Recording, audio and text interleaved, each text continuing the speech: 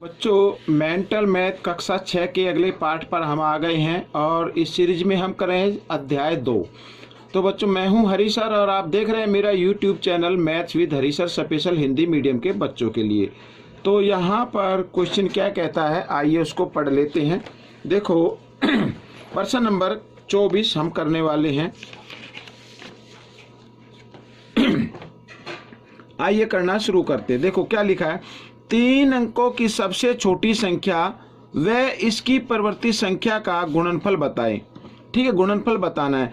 3 अंकों की सबसे छोटी संख्या, 3 अंकों की सबसे छोटी संख्या होती है बच्चों 100। ठीक है, सबसे छोटा अंक वैसे तो 0 होता है, लेकिन 0 किसी अंक के पीछे लगने से वो अंक माना जाता है, आगे लगा देंगे तो वो अंक नहीं माना जाएगा। तो हमने छोटा अंक लिया 1 और 1 के पीछे 2 0 लगा दी, तो 3 अंकों की सबसे छोटी संख्या हो गई। ठीक है ना। फिर लिखा वह इसकी परवर्ती संख्या। परवर्ती का मतलब होता है बच्चों इसके आगे आने वाली संख्या। ठीक है ना, परवर्ती का मतलब इसके आगे आने वाली संख्या। तो इसकी परवर्ती संख्या क्या होगी? परवर्ती संख्या यहां पे लिख देता हूं, 100 की परवर्ती संख्या। 100 की परवर्ती संख्या है बच्चों 101। ठीक है, अब इसमें कहा कि इनका गुणनफल बताना है, तो गुणनफल कर दीजिए। ये देखो 101 को 1 से गुणा करेंगे तो 101 ही आएगा, पीछे 2 0 लगा दीजिए, ये आपका उत्तर बन गया। ठीक है, अगला प्रश्न यहाँ पर जैसा कि आप देख रहे हैं अपनी स्क्रीन पर, तो प्रश्न नंबर 25 मान बताना है बच्चों। तो मान बताना है, यहाँ पर हमारे पास 1 2 3 पद आ गए यहाँ पर। तो तीनों में कॉमन देख रहे हैं 437 है, तो 437 हमने ले लिया।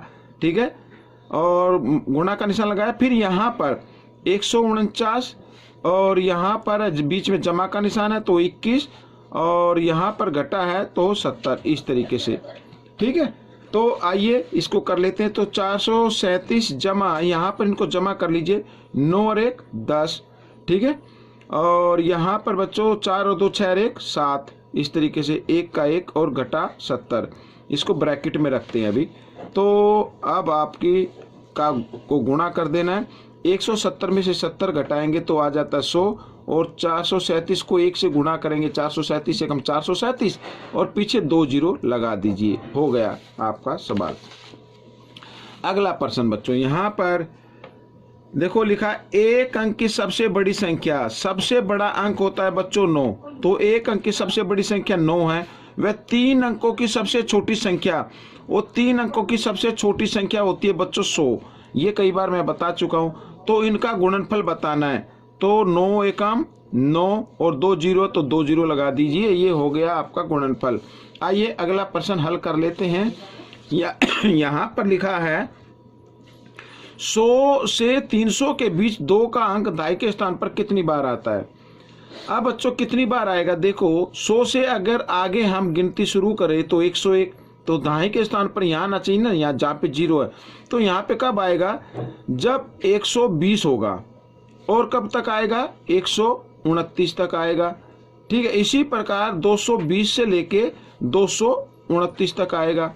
ठीक है, यानी 20 21 22 23 ऐसे आएगा। तो 10 बार तो इसमें आएगा और 10 बार ही इसमें आएगा, तो टोटल कितनी बार आ जाएगा? 20 बार। तो ये आपका उत्तर बन गया। अगला प्रश्न यहाँ पर मान बताना है और तीनों के बीच में गुणा का निशान दिया हुआ, तीनों अंकों के बीच में। तो यहाँ पर बच्चों पहले उस अंक को गुणा करना है जिसको गुणा करने पर 10 100 1000 इस तरीके से संख्या है। तो अगर मैं यहाँ पर 3567 और गुणा, अगर हम 50 और 2 को गुणा कर दें तो बच्चों यहाँ पर आपका गुणनफल कितना आ जाएगा? 50 और 2 को गुणा करेंगे तो 100 आ जाएगा। अब आप गुणा कर सकते, 3567 को 1 से गुणा करेंगे तो 3567 ही आएगा, इसके पीछे तो 2 0, तो 2 0 लगा दीजिए, ये हो गया बच्चों। ठीक है, अगला प्रश्न हम कर लेते हैं। लिखा स्कूल कैंटीन दोपहर के खाने के रुपए, ठीक है, 20 और दूध के 5 रुपए लेती है। तो 8 दिन के लिए दोपहर के खाने और दूध के लिए कितना दान देना पड़ेगा? तो कुल यानी कि एक दिन का जो खाना है वो कुल मैं बता देता हूँ, दूध और खाना दोनों मिला देता हूँ। एक दिन की कीमत लगा लेते हैं बच्चों, तो कितनी आती है 20 तो खाने के और 5 दूध के, यानी आ गई 25। तो 8 दिन की कीमत क्या हो जाएगी, क्या देना पड़ेगा, तो 25 को आप 8 से गुणा कर दे, 25 अट्ठे 200, ये धन देना पड़ेगा, यानी 200 रुपये आपको देने पड़ेंगे। ठीक है, अब हम करते हैं अगले प्रश्न को, प्रश्न नंबर यहाँ पर 30।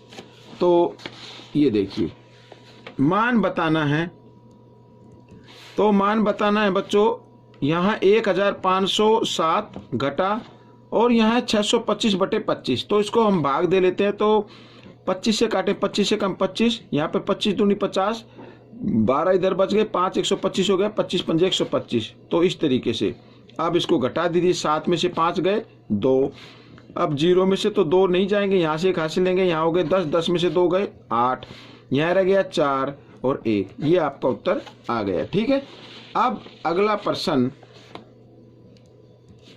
5 अंकों की सबसे बड़ी संख्या की पूर्ववर्ती और परवर्ती संख्याओं का अंतर क्या होगा। ठीक है, 5 अंकों की सबसे बड़ी संख्या, तो सबसे बड़ी संख्या बच्चों, अंक सबसे बड़ा अंक होता 9, 9 को 5 बार आप लिख दीजिए ये, और फिर लिखा है इसकी परवर्ती संख्या, ये तो हो गया ना। तो अच्छा 5 अंकों की सबसे बड़ी संख्या होगा, तो पूर्ववर्ती संख्या क्या होगी, पूर्ववर्ती लिख लेते हैं। तो पूर्ववर्ती संख्या आएगी बच्चों यहाँ पर 99998। ठीक है, और परवर्ती संख्या क्या होगी वो भी लिख लेते हैं। तो परवर्ती का मतलब आगे आने वाली, तो इसमें 1 जमा हो जाएगा। ठीक है ना, तो 1 जमा हो जाएगा, 1 2 3 4 5, तो 1 जमा होने पर बन जाएंगे 6 अंक, और 6 अंकों की सबसे छोटी संख्या हो जाएगी 1 2 3 4 5 6। अब अगर इनका पूछा इनका अंतर क्या होगा, तो 6 अंक में से 5 अंक का माइनस कर देते हैं। तो ये देखिए 1 2 3 4 5 6, ठीक है, यहाँ पर 99998।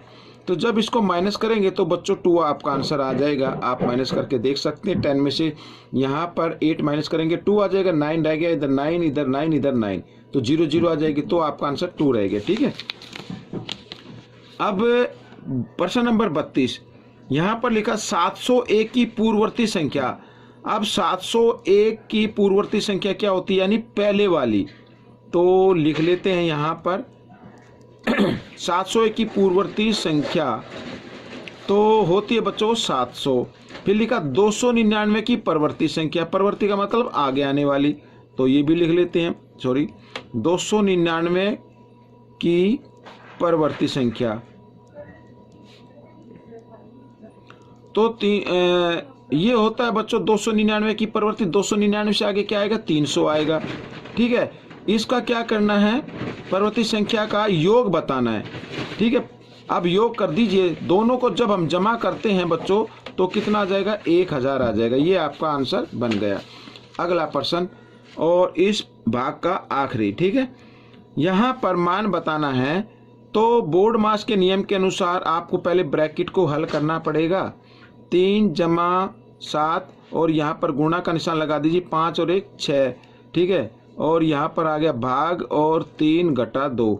अब बोर्ड मास का नियम कहता है कि पहले भाग को हल कीजिए, तो 3 जमा 7 और 6 को 3 से भाग करना है, 3 का पाड़ा कहाँ पे जाएगा 2 पे, ये कर दिया घटा 2। ठीक है, अब बोर्ड मास का नियम कहता है कि पहले आपको गुणा करना है, तो गुणा कर लेते हैं, 2 सत्ते 14 घटा 2। ठीक है, इस तरीके से आप जमा कर लेते, 14 और 3 17 घटा 2, और 17 में से 2 गए 15, ये आपका उत्तर आ गया। ठीक है बच्चों, तो ये प्रश्न आपका हल हो गया है। आपको ये प्रश्न कैसा लगा मुझे जरूर बताएं, और इसमें से सीखकर दूसरों को जरूर सिखाना है। अगले भाग तक आप प्रैक्टिस करते रहिए, और मेरी वीडियो देखने के लिए आप सभी बच्चों का धन्यवाद।